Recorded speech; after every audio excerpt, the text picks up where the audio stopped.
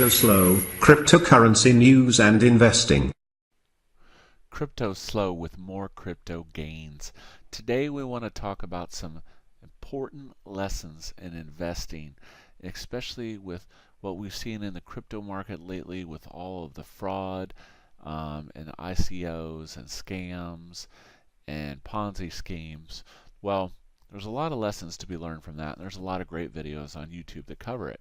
But I kind of want to take the flip side of it today and look at what was going on in the traditional finance markets, specifically when the Dow went down 1,000 or 2,000 points instantly. And if you go to the root of the problem, this entire crash, mini crash I would call it, came from this fund called XIV.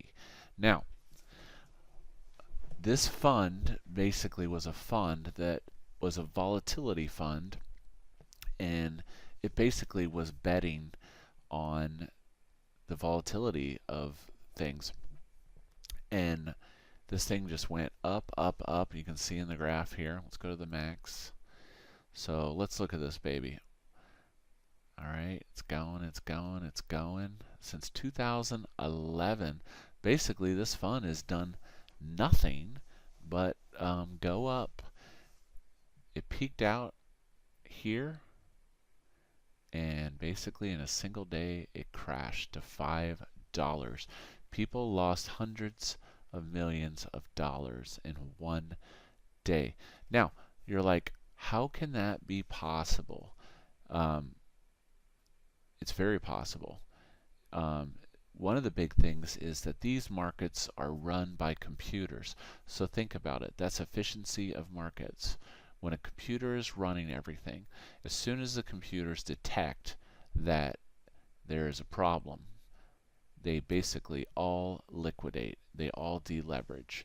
Or the computer calculates that it can no longer go up, it's instantly going to get rid of anything. And when all of the financial systems are running on these computers, all the systems simultaneously sell or get rid of the commodity or whatever it is instantaneously.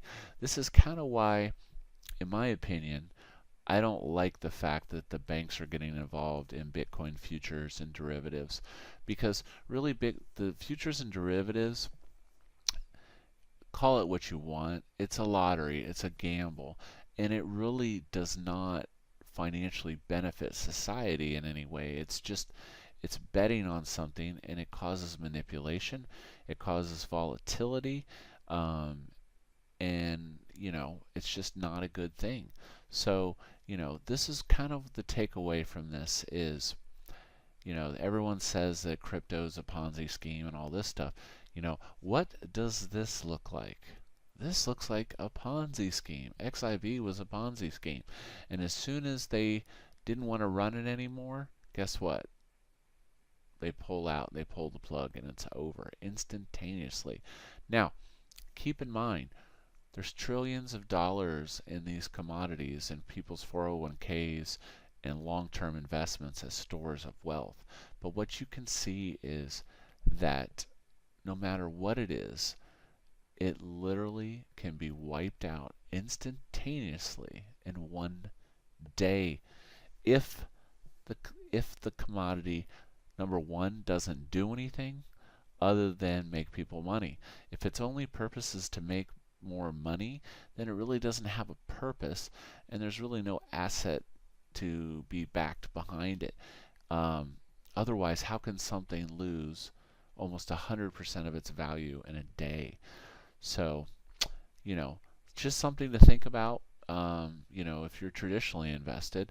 And that's kind of part of the reason I come back to why I like crypto so much is there are a lot of coins out there that don't really do anything, but there are a lot of coins that are designed and built for a specific purpose to bring value to people's life. And that's why I believe in crypto so much. That's why I have this channel.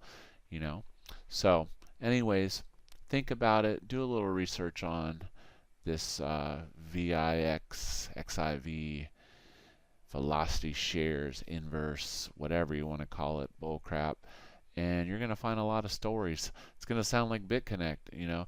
There's going to be people that lost.